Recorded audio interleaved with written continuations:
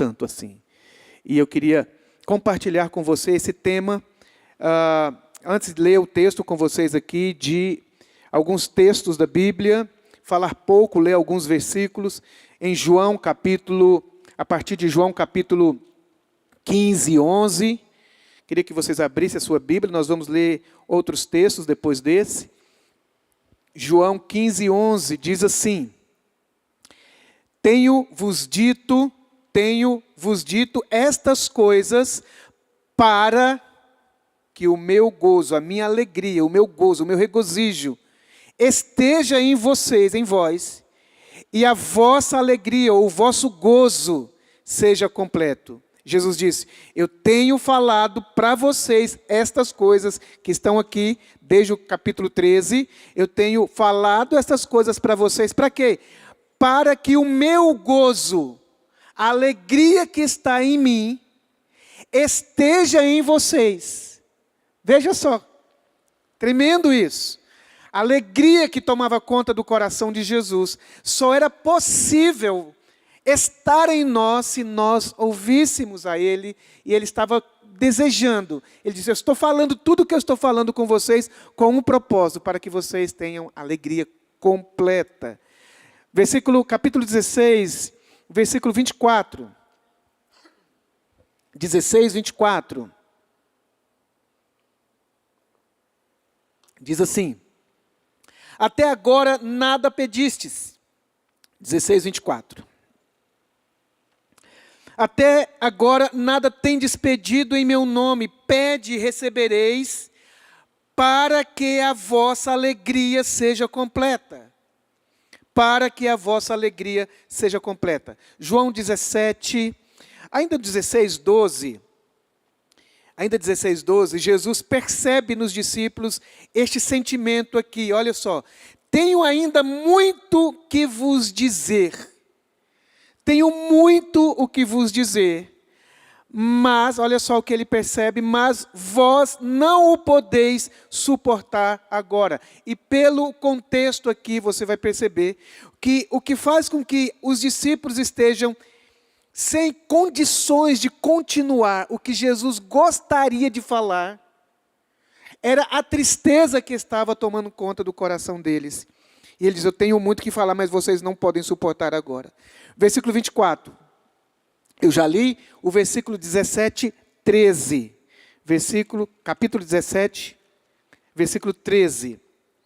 Mas agora, orando, mas agora vou para junto de ti, e isto falo no mundo, para que eles tenham o meu gozo completo em si mesmos, para que eles tenham alegria completa em si mesmos. Queria que orar ainda agora.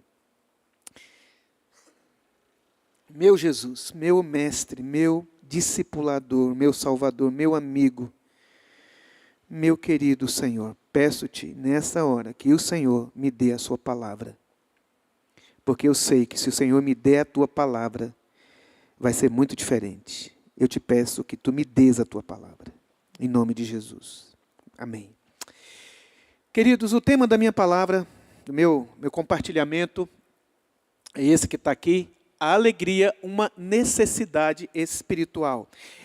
Para não atrapalhar o que vem sendo falado debaixo de tanta graça, sabedoria e tanto temor nos domingos de manhã, graças a Deus, eu não perdi nenhuma das palavras do domingo de manhã sobre santidade. Como tem sido, e hoje então, no período da manhã, como foi poderoso. Tem sido sempre, todas elas. Hoje, tão tremendo, santidade a partir da nossa experiência com o nosso corpo. Eu poderia ter colocado assim, a alegria como aspecto da santidade. Eu sei que quando nós vamos falar de santidade, nós abordamos mais as questões negativas do que as positivas. Mais sobre o que nós não devemos ser e fazer, do que outros aspectos da santidade, da vida espiritual, da nossa relação com Deus, que tem por exemplo, esse aspecto da alegria. Nós enxergamos a alegria como alguma coisa trivial. Nós até enxergamos a alegria como alguma coisa até carnal. Parece que ser alegre não é uma coisa que denota seriedade. Você olha para uma pessoa muito alegre e para uma pessoa sisuda, você percebe que talvez a seriedade, a santidade, aquilo que você poderia dar mais crédito a essa pessoa mais fechada, essa pessoa mais sisuda, essa pessoa mais sistemática, do que alguém espontâneo, do que alguém alegre. Nós até achamos que a adoração a Deus é aquele momento de mais silêncio, quietude, canções mais suaves, do que aquele momento de euforia, de fervor, de saltos e brados e cânticos. Nós dizemos que este lugar aqui é adoração, esse outro aqui é um momento. Mas não é verdade isso. As duas realidades são tão importantes e fazem parte da nossa vida espiritual, da nossa relação com Deus, do nosso andar com Jesus. A alegria é uma necessidade espiritual. É como um tópico da santidade, como uma expressão interior do nosso coração de quem é santo, de quem vive em santidade. A alegria do Senhor. Quando eu fui pensar essa tarde sobre que palavra ministrar aqui para os irmãos, eu fui pensar nos textos sobre alegria, e confesso que você que tem essa prática de leitura bíblica, de estudo bíblico, você vai lembrar de muitos textos a respeito de alegria. Eu não separei, porque realmente não dá para falar tudo sobre isso. Então, uma parte a respeito desse assunto que eu gostaria de compartilhar com você para que pudesse te lembrar desta virtude espiritual que nós devemos buscar, possuir, ter e crescer na caminhada com Jesus. Nós vimos aqui 3 ou 4 expressões da preocupação de Jesus com seus discípulos com relação à alegria completa, perfeita alegria. No livro de João, na carta de João, ele disse que Deus estava desejando falar com as pessoas, ter os discípulos próximos e que eles devessem se aproximar de Jesus a fim de que a alegria deles fosse completa. Por que será que Jesus está tão preocupado, intencionado em que seus discípulos tenham um coração cheio de alegria? Por que será? Olha para o seu irmão e percebe aí se ele é uma pessoa cheia de alegria.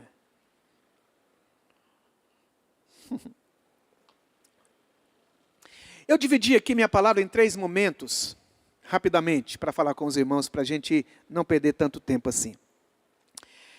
Eu separei a minha palavra entre a importância da alegria, a alegria como uma direção, uma ordem, um caminho, e o inimigo da alegria. Primeira parte, então, eu quero demonstrar para os irmãos aqui como a Bíblia dá tanta importância, e essa expressão da alegria, ela não está nos lugares superficiais das relações, ou dos lugares não tão importantes, dos assuntos não tão importantes assim. Você vai perceber aqui que esse fator alegria ocupa um lugar central na nossa relação com Deus. O primeiro ponto, então, é a importância da alegria. Hebreus capítulo 1:9 diz que Jesus foi ungido com o óleo da alegria. Olha só o que está dizendo aí. Amaste a justiça e odiaste a iniquidade. Caminho de santidade, vida de santidade. Por isso, Deus, o teu Deus, te ungiu com óleo de alegria mais do que a teus irmãos, a teus companheiros. A Bíblia está dizendo que Jesus, o Messias, tem uma unção sobre ele, ele é ungido de Deus, e que Jesus, na unção que ele tem de curar, pôr em liberdade os cativos, libertar os oprimidos, curar os enfermos, expulsar os demônios. Entre estas características da unção do Espírito em Jesus, é que Jesus teria um aspecto, uma natureza, uma expressão de alegria. Parece que quando você pensa em Jesus, parece que na mente religiosa, na mente nossa, muitas vezes, nós desenhamos um Jesus uma espiritualidade de Jesus muito, talvez, compenetrada, séria, pensativo. Talvez todo o tempo que ele estivesse ali com os discípulos, ele estava ali sentado, pensando, orando, meditando, e que nós não deveríamos chegar muito perto para não atrapalhar a sua compenetração, a sua devoção, a sua oração, o seu momento com Deus. Ele estava ou pregando ou orando, e no máximo ele estava ensinando. Parece que não, na nossa mente não dá para admitir uma pessoa espontânea, bem-humorada, sorridente, brincalhona, alegre.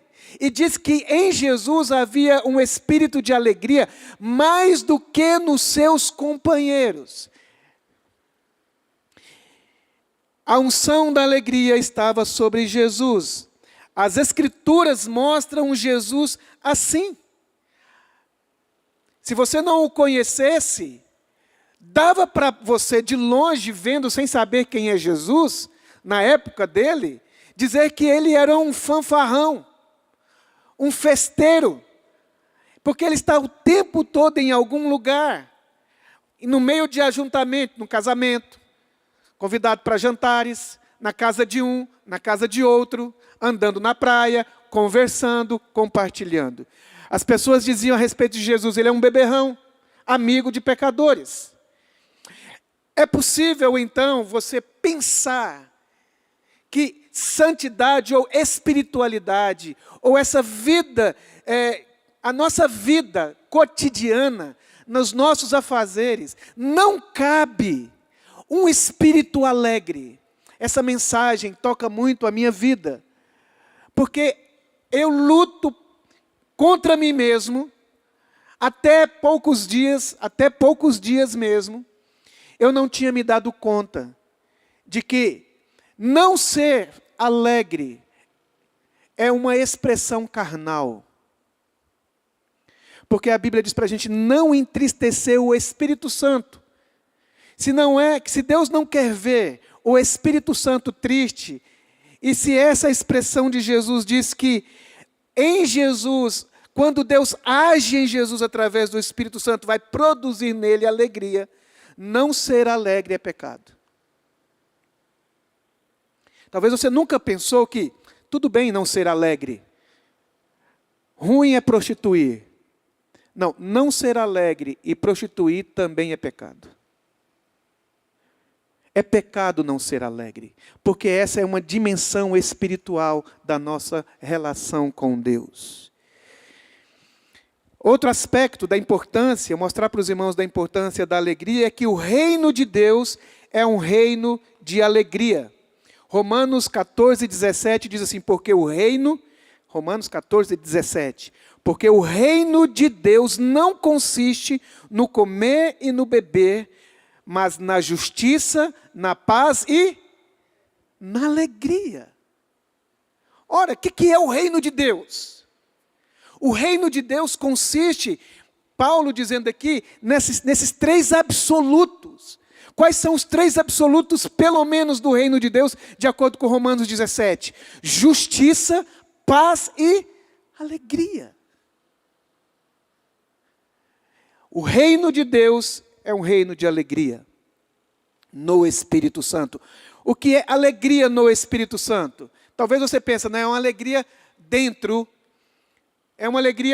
do meu espírito, que ele está dando gargalhadas aqui, mas eu estou assim, com aquela cara de, não tem aquelas caras de buscador de Deus, de adorador? Não, pode ser também, mas o que ele está dizendo que o Espírito Santo é causador de alegrias. Casas felizes, geralmente, são casas barulhentas. Casa onde há harmonia familiar, é onde há muitas gargalhadas, muitas crianças correndo, muitos maridos brincando, esposas sorrindo, famílias onde o Espírito Santo está produzindo seus frutos. Um dos frutos do Espírito Santo ali são movimentos de alegria. Porque aonde há o Espírito do Senhor, aí há liberdade. É uma alegria proporcionada pelo Espírito Santo. Tão importante a alegria, porque a alegria faz parte do fruto do Espírito. Não é? Gálatas 5:22. Entretanto, o fruto do Espírito é amor. E o que é o amor? É o fruto do Espírito. O que é esse fruto do Espírito? Entre outras coisas, veio em primeiro lugar. O fruto do Espírito é alegria. Alguém cheio do Espírito Santo produz, entre outras coisas, alegria interior, alegria na sua alma, no seu ser. Não é uma alegria fruto de circunstâncias, de coisas legais acontecendo na minha vida. É o resultado do trabalho de Deus em mim, em que vai produzindo em mim a alegria. O Espírito do Senhor Deus está sobre mim, Isaías diz, 61. O Espírito do Senhor Deus está sobre mim, pelo que me ungiu, para pregar o Evangelho aos pobres, libertar os cativos, trocar vestes de luto, em vez de veste de luto, nos dá uma coroa de alegria, vestes de louvor, vestes de alegria. A alegria é um estilo de vida dos servos de Deus. Atos 13:46, por favor. A alegria é um estilo de vida dos servos de Deus. E olha só, interessante isso daqui. Então Paulo e Barnabé, falando ousadamente, disseram: cumpri aqui vós e outros em primeiro lugar, falando para os judeus, Paulo falando para os judeus, que eles em primeiro lugar, a eles em primeiro lugar, fosse pregada a palavra de Deus. Mas, posto que a rejeitais, e a vós mesmo vos julgais indignos da vida eterna, eis aí que nos volvemos para os gentios. Pode ir? Porque o Senhor assim nolo determinou, eu te constituí para a luz dos gentios, a fim de que sejas para salvação até aos confins da terra. Os gentios, ouvindo isto, alegraram-se, regozijaram-se, e glorificavam a palavra do Senhor, e creram todos os que haviam sido destinados para a vida eterna.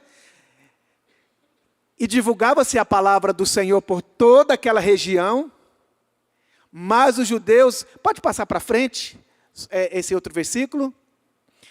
E estes sacudindo, eles não queriam ouvir a palavra, então Paulo sacudindo contra aqueles o pó dos seus pés, partiram para Icônio.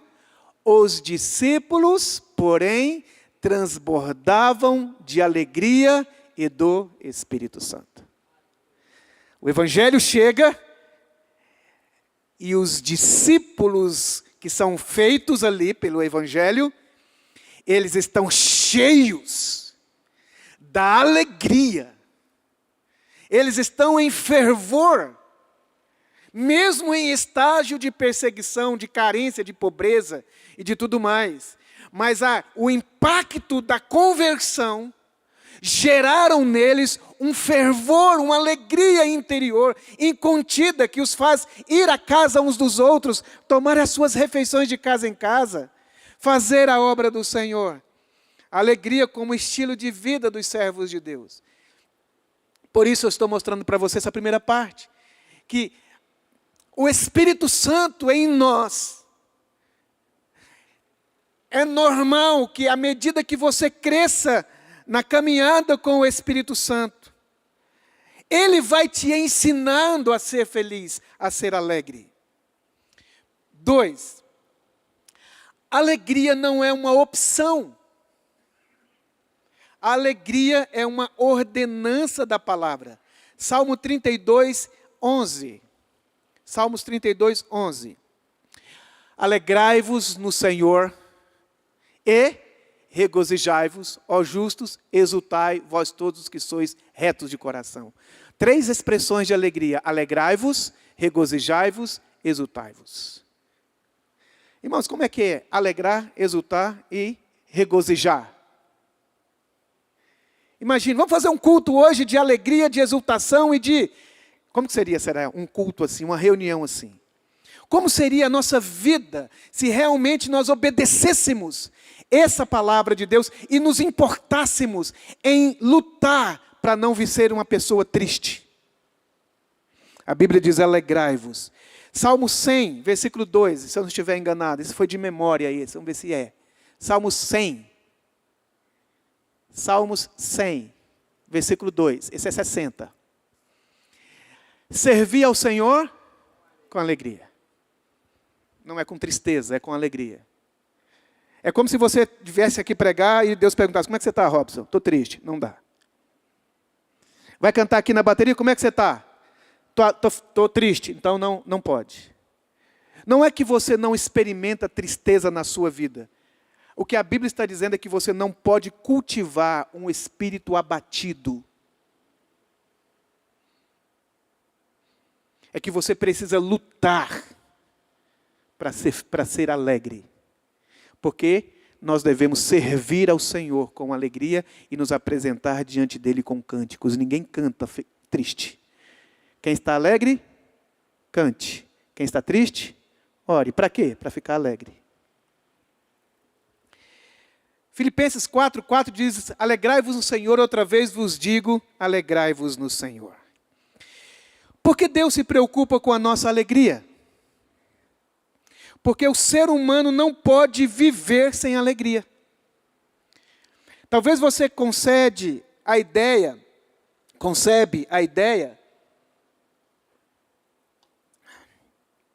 de que não é possível viver sem oxigênio. Mas também não é possível viver sem alegria. Tire de nós, tire dos seres humanos a sua alegria e tudo que você verá é um morto-vivo, um zumbi. Perceba sua esposa, seus filhos, seu marido, seu colaborador, seu chefe, qualquer pessoa, seu pastor, sua ovelha triste. E você vai ver ali alguém, um vivo morto, ou um morto vivo. Um vivo morto. Por isso as Escrituras dizem que Deus enche de alegrias até os corações dos ímpios.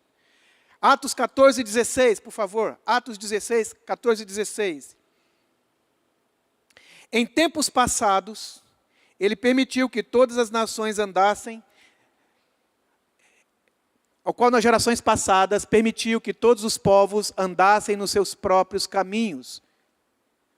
Contudo, acho tremendo esse versículo, um dos mais extraordinários da Bíblia, a respeito de Deus, desse Deus tão generoso, bondoso. Essas pessoas, do versículo 16, andavam nos seus próprios caminhos. Volta, por favor. Não, agora o 17, perdão. Contudo, Deus não se deixou ficar sem testemunho de si mesmo. E qual que era o testemunho de Deus para eles? Fazendo o bem, dando-vos do céu chuvas, estações frutíferas, e olha aí o coração do ímpio, enchendo o vosso coração de fartura e de alegria. Pais ímpios, alegres. Da onde vem a alegria deles? Pessoas que não servem a Deus, mas têm alegria. Da onde vem? A Bíblia diz que o testemunho que Deus dá é para que não é possível viver sem alegria. Tirem a alegria de um relacionamento, mesmo os mais importantes, e você perceberá a morte rondando esta relação. Veja seu marido triste, não faça nada por ele. Veja sua esposa triste, não faça nada, deixa a tristeza consumi-la. Deixa o silêncio da tristeza consumir o coração do teu filho, da tua filha. Não faça nada. E você vai ver a desgraça, perdão dessa palavra, adentrando a sua casa. Dando sentimentos cada vez mais destrutivos a partir de uma porta chamada tristeza, que vai trazendo um punhado de outras coisas. Tire a alegria e vai vir depressão. Tire a alegria e vai vir angústia. Tire a alegria e surgirá culpa. Dúvidas, medo, insegurança, incerteza. Tire a alegria e você vai perceber que você não terá coragem de levantar da cama. Apesar de ser tão habilidoso no que faz, apesar de ser tão inteligente, você se verá completamente sem energia, sem força para continuar o seu dia a dia, a sua vida, ser produtivo. Tire a alegria, você não conseguirá pentear o cabelo, passar batom, escolher uma roupa, viajar, beijar sua filha. Não é possível viver sem alegria. Deus nos criou para a alegria. Sem ela, nada terá valor. Sem alegria, nada terá sentido. Qualquer coisa ficará conosco enquanto ela produz alegria em nós. Mas a partir do momento que acaba a alegria, pode custar o que for, vai ficar abandonado ali. O mato vai comer a sua casa, engolir a sua casa. O telhado vai quebrar, porque você não tem alegria para mexer com aquilo. Você não vai vir para a reunião, porque você perdeu a alegria. Você vai perder as coisas importantes da sua vida, por mais que elas sejam tão caras, você vai deixar ali, porque quando tira a sua alegria, tira a sua vida. Tira o brilho dos seus olhos. É como você não existir. É como que a sua inteligência não servir para nada. É como as suas forças não servir para nada. Olha onde foi parar o grande profeta Elias, que descia fogo dos céus. Mas na sua tristeza, ele foi para dentro de uma caverna. É por isso que Jesus orou por nós, para que nós recebêssemos uma alegria plena, perfeita, completa, absoluta em nossos corações. É por isso que Paulo, em Filipenses, a carta da alegria, numa circunstância de que ele devesse estar profundamente angustiado, triste, calado, mudo, ele escreve cartas e mais cartas, e nessas cartas, em cada capítulo, ele deixa uma expressão de alegria. Quando ele diz no final, então, 4:4, ele diz, olha, eu digo a vocês e outra vez vos digo, alegrai-vos no Senhor.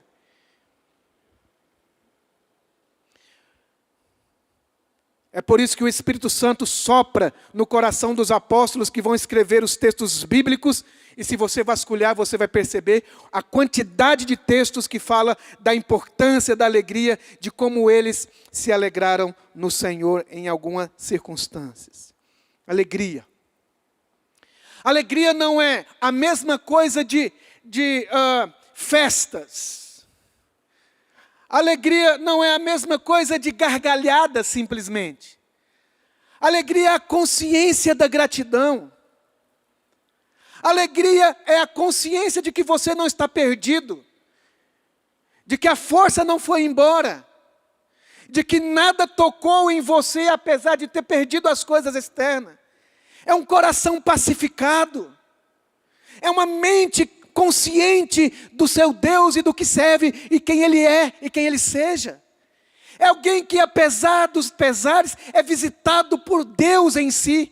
Lembro de um missionário, há muitos anos atrás, na época em que se chamava cortinas de bambu, em um lugar no país, onde era proibido pregar o Evangelho, onde havia uma perseguição tão cruel, tão terrível.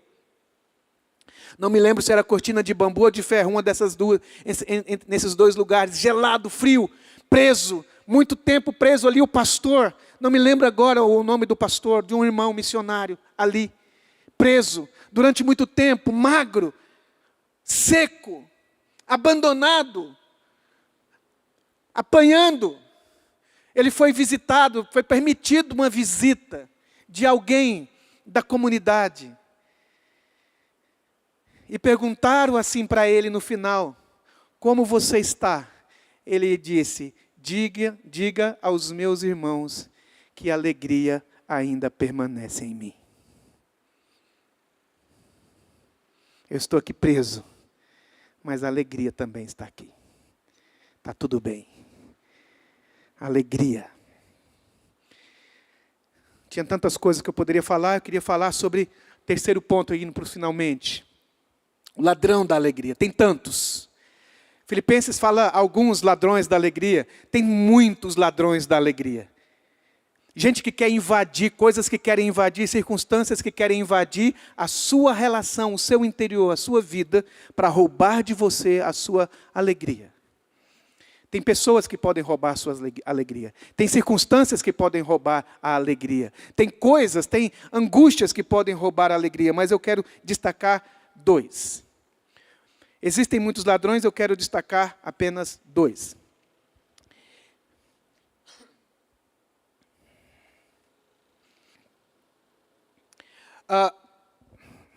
Acho que eu... Aqui.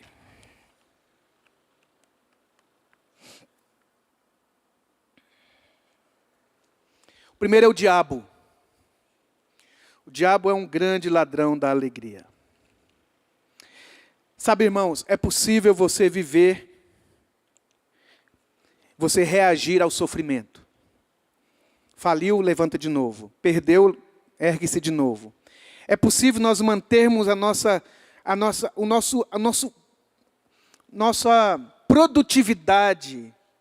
É possível manter a nossa caminhada familiar, um casamento, apesar de muito sofrimento e escassez.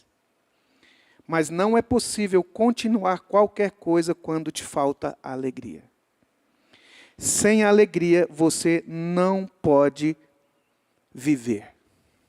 Diga para o seu irmão. Você não consegue viver sem alegria. Você consegue sobreviver. Você consegue continuar acordado, mas não gostaria. O que você gostaria mesmo é que ninguém ligasse para você. Você gostaria mesmo é de ficar continuado no quarto e não acordar quando desse o dia amanhecesse. Vamos para a casa da mamãe. Vamos para o shopping. Não é possível viver sem alegria. Você não está livre, você não é livre para viver sem alegria. Então o diabo é um dos inimigos da alegria. Sabendo que somos movidos por alegria, o diabo buscará iludir um coração humano, roubando-lhe e envenenando o seu coração por mentiras. Eu coloquei aqui uma lista. Há uma alegria no ódio. O diabo pode te iludir dizendo que você não pode viver sem odiar aquela pessoa. Parece que você não consegue conceber a ideia e o fato de que seja possível viver sem odiar a pessoa que odeia. Há uma alegria na vingança. Há certa alegria que o diabo quer colocar, fazendo você se satisfazer na vingança, porque ela produz um sentimento de que você foi vingado. Ainda bem que aconteceu aquilo com aquele miserável. Essa alegria. Há uma alegria na rebeldia. Há uma alegria na rebeldia. Como nós não temos tempo, eu vou só falando. Há uma alegria na ganância, que faz você acreditar que quanto mais você tiver, mais feliz você será. Então você não pode... O que você tem não dá para compartilhar, porque o que você tem precisa ser juntado para angariar aquela outra conquista pessoal que você tem. Então você não tem para compartilhar. Há uma alegria na perversão sexual. Há uma alegria, que mais... Ai, a lâmpada ali. Satanás, então, sempre buscará te convencer que sem esses sentimentos, você não conseguirá seguir em frente. Sem você guardar rancor, ressentimento, mágoa, vingança na sua alma contra alguém, não é possível. Só que essa água, essa lombra, você bebe dessa água, da vingança, do ódio, do ressentimento, da mágoa, de não conversar com aquele irmão, de não conversar com a cunhada, de não ir na casa do sogro, porque em 1930 ele falou alguma coisa para você, porque a sua mãe, em 1962, quando você tinha 3 anos de idade, ele tomou seu bico. Aí você diz, não, porque a sua mãe não beijou você no seu aniversário, porque ela não foi lá na sua escola. Sabe, então não posso mais amar a minha mãe nem meu irmão, porque o meu irmão, um dia eu emprestei um dinheiro para ele em 1725, e ele não me pagou, então eu não quero saber daquele... Então que bom que você mantém essa tristeza, e isso aí, de certa forma, é um prazer que o diabo quer colocar na nossa alma, como substitutos da alegria perfeita.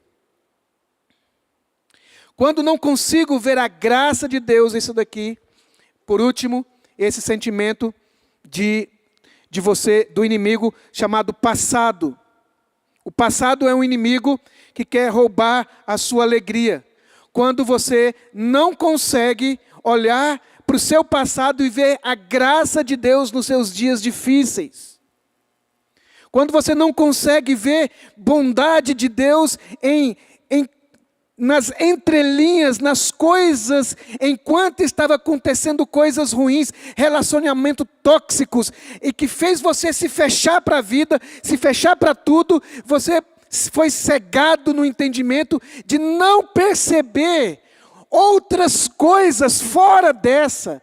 Uma relação com o pai tóxica, mas com os primos, com os cunhados, com a mãe, com o irmão, com os colegas, não foi. Mas como com esse aqui foi, isso aqui teve o poder de destruir todos esses outros, de maneira que a gente não enxerga nada no passado, e quando a gente vai olhar para o passado, para contar a nossa história, a gente fala, rapaz, você viu minha unha?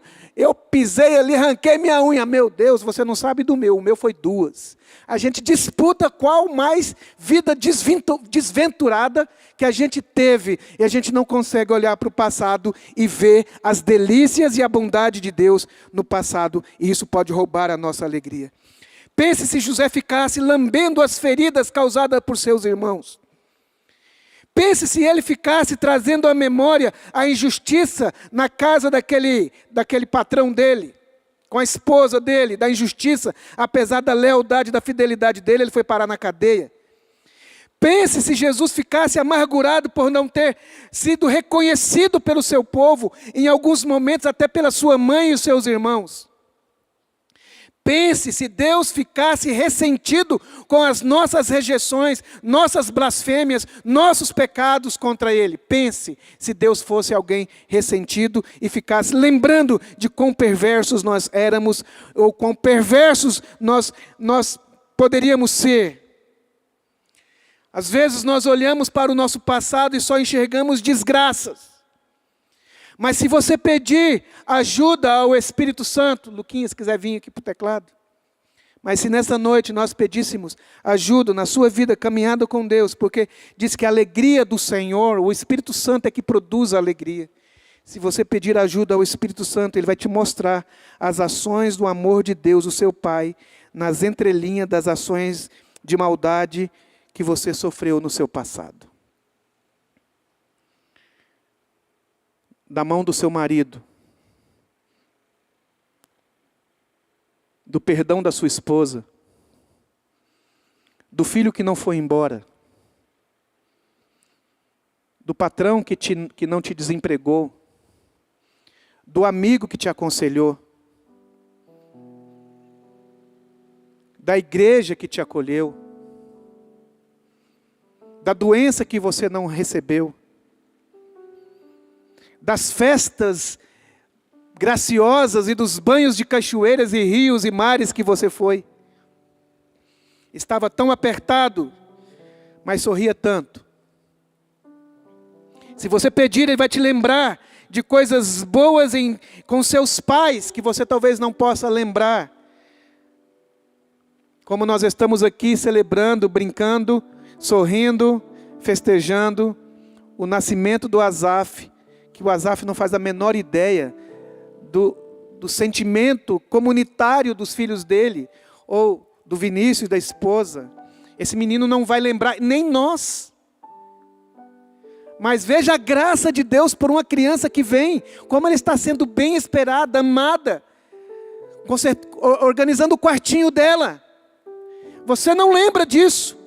Das vezes que sua mãe colocou comida na sua boca, porque nem pôr comida na boca você conseguia. Nem se limpar você conseguia. Nem falar você sabia, ela tinha que adivinhar. Ele teve que adivinhar. Do cheiro no seu cangote. Das vezes que trocou a sua fralda de pano. E de novo. E acabou de trocar e teve que trocar de novo. do amigo que te visitou, do telefonema que você recebeu.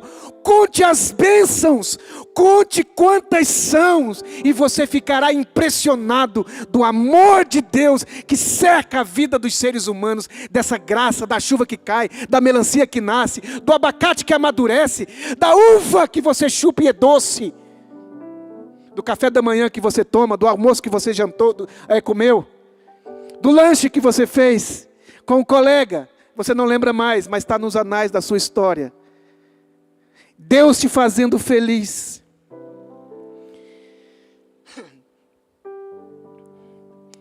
Talvez não é que seu chefe, talvez você conseguirá perceber que seu chefe não foi ruim para com você, é você que não se esforçava. Talvez aquele colaborador não foi injusto e aproveitador, talvez você que estava negando os direitos dele.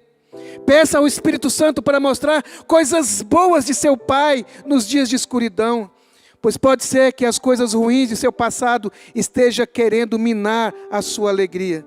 Meu passado é de escassez. Eu vivi longe do conforto da minha família. Eu fui conhecer vida normal depois dos meus 15 anos de idade. Eu não tinha sapato para calçar. Eu não tinha comida direito para comer. Muitas vezes eu tive que roubar mandioca no quintal dos outros para comer. No dia dos pais, a minha mãe não estava lá. No aniversário dos meus irmãos, eles não estavam lá. No meu aniversário, eles não estavam lá. Não tinha café da manhã para mim. Escola, não tinha para mim. Minha casa era um bordel. A minha cama era uma mesa de sinuca depois que fechava. Foram muitos anos assim, em que eu via a casa dos meninos, dos meus colegas, tênis bonito e o meu era um chinelo. Eles tinham calça comprida, a minha era um calção rasgado, ruim. Minhas camisetas na barriga, porque eu crescia. Macuco nos tornozelos. Não tomava banho direito, não tinha mãe. Não tinha irmãos, não tinha irmãs. Não tinha mesa posta. Mas eu poderia olhar para trás e perceber o quanto minha vida foi sofrida. Mas se eu tivesse tempo de lembrar dos momentos fantásticos que eu vivi. Eu tomei banho no rio, muitas vezes. Comi passarinho frito, muitas vezes. Me diverti maravilhosamente nas enxurradas. Tomei banho no córrego do sapo.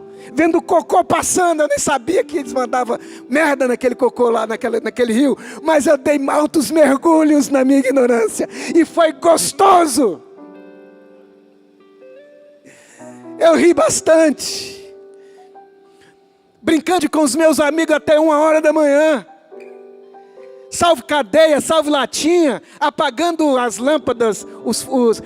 Sabe, não pode fazer isso, irmãos. Não pode. Não fala. Desligar o padrão, não pode. Mas eu fiz, foi bom. Roubar galinha no sábado de aleluia. Foi muito bom.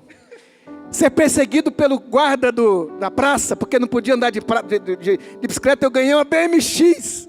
Minha mãe mandou uma BMX, eu tinha que esperar outro dia para mandar arrumar. Eu fiquei a noite inteira tentando arrumar essa BMX, 12 aninhos.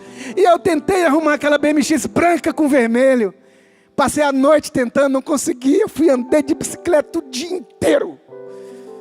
Você tem bicicleta na sua casa, você nem olha na bicicleta que você tem. Andei naquela bicicleta o dia inteiro. Joguei bola como ninguém. Eu jogava bola todo dia.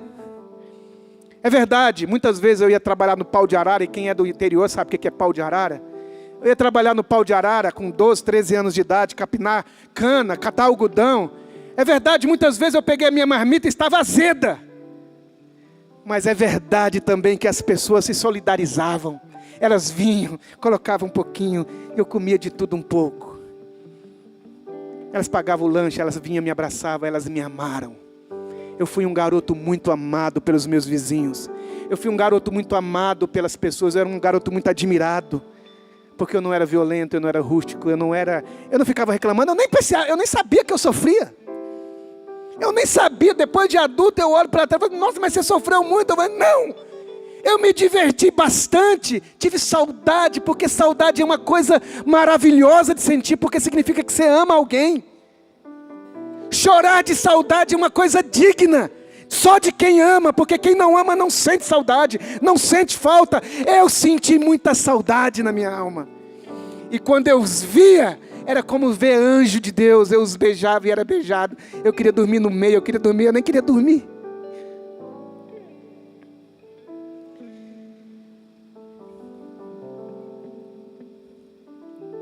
Eu fui invadido numa tarde de sábado pelo evangelho na boca de um bêbado.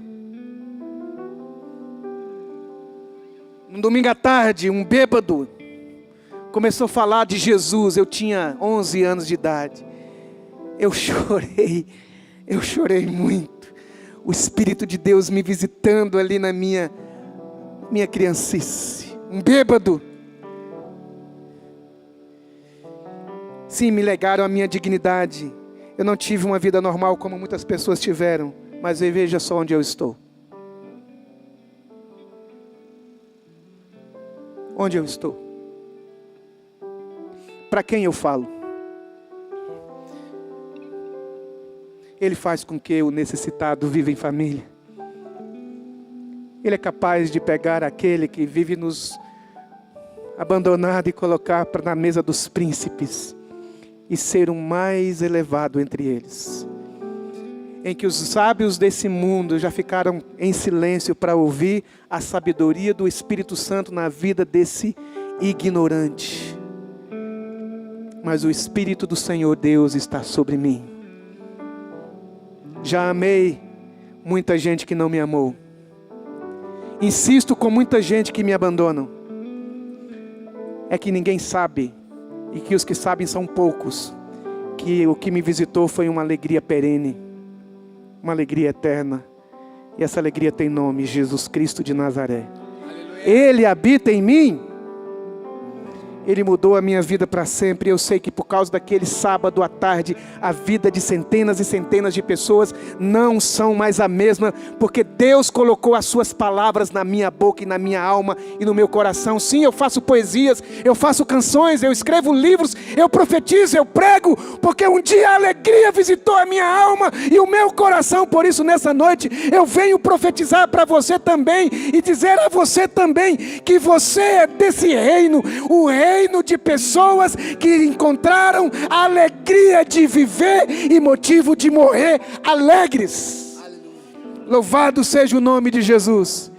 Salmos 116, 11 diz assim: na presença de Deus há plenitude de alegria, há delícias perpetuamente. Eles podem bater na tua cara, meu irmão, eles não podem roubar a tua alegria. Eles podem tirar o microfone das suas mãos, como tiraram da minha algumas vezes. Mas o que eles não podem tirar é a minha autoridade. Pode tirar o meu PR, mas eles não podem tirar o pastor que eu sou. Ninguém pode mexer em mim, irmãos, e nem em você. Porque a Bíblia diz que nós somos de Deus e o maligno não lhes toca. Nós somos casa edificada sobre a rocha, que quando vem rios, tempestades e dão com ímpeto naquela casa, ela não cai. Ela não cai, você não cai. Cai a casa, o carro quebra, a empresa vai embora. Mas você, quando pergunta como é que você está, irmão? Estou bem, querido. Estou bem. Não é o que aquela mulher disse que perdeu o filho? Como é que vai sua casa? Vai bem. E aí então Deus põe a mão e Deus age.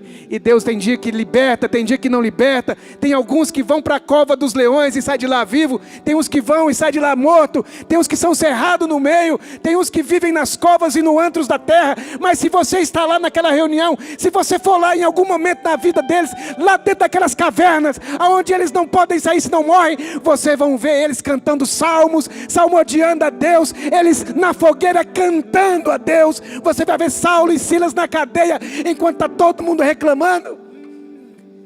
Eles estão salmodiando o Senhor. Eles estão cantando para o Senhor. Nos seus dias mais difíceis, as pessoas não podem entender por que você continua ainda. É porque os que confiam no Senhor são como os montes de Sião que não se abalam.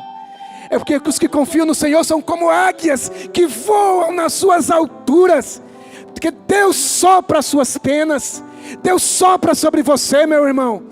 Você é do reino de Deus, você é do reino da alegria. O Espírito de Deus está sobre a sua casa, sobre você. O cuidado de Deus está sobre você. É que você não entendeu ainda que você é indestrutível, que você é imbatível, que a glória que está em você não desvanece por nada e nem por ninguém. Porque quem nos separará do amor de Deus? Eu estou bem certo que nem morte, e que nem vida, e que nem anjos, nem principados, nem potestades, nem coisas do presente ou do futuro, nem outra criatura ou outra coisa poderá nos separar do amor de Deus que está em Cristo Jesus, nosso Senhor. Por amor de quem, disse o apóstolo Paulo, eu perdi todas as coisas e as considero como refúgio para ganhar a Cristo, experimentar o poder do seu sofrimento e a ressurreição dos mortos.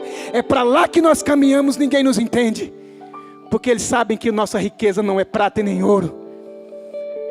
Porque eles sabem que os nossos filhos vão para as baladas se eles não conhecerem a Jesus. Mas os nossos joelhos não vão para o joelho, não vão para os quartos da angústia e da depressão. Nós entramos para o quarto da adoração e da intercessão, em que a gente diz, Deus frustra.